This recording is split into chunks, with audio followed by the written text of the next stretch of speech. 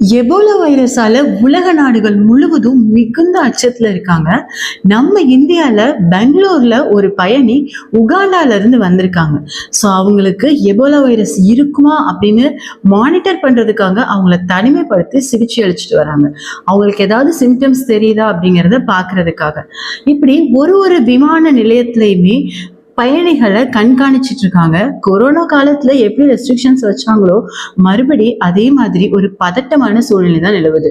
பயணம் மேற்கொள்ளணும் அப்படின்னாலே என்னடா இது அப்படிங்கிற அளவுக்கு தான் இப்போதைக்கு சூழ்நிலை இருக்கு. இருந்த போதிலும் இந்த எபோலாக்கு மருந்து எதுவும் இல்லை அப்படிங்கிறதுனால தற்காப்பு நடவடிக்கை ஒன்னே ஒண்ணுதான் நம்ம கையில இருக்கு. அதனால அதை நம்ம செய்யணும். ஏன் அப்படின்னா ஏகப்பட்ட பேர் இந்த எபோலாவால பாதிக்கப்பட்டு பெரும் துயரப்பட்டுட்டு இருக்காங்க. அது மட்டும் இல்ல, நிறைய பேர் இறந்தும் இருக்காங்க. ஸோ இதோட அவேர்னஸ் நமக்கு ரொம்ப முக்கியம். இந்த வீடியோவை ஷேர் பண்ணுங்க. இதை பத்தின கருத்துக்களை கமெண்ட்ல லீவ் பண்ணுங்க. 2 பேஜை ஃபாலோ பண்ணி வச்சுக்கோங்க. தேங்க்யூ.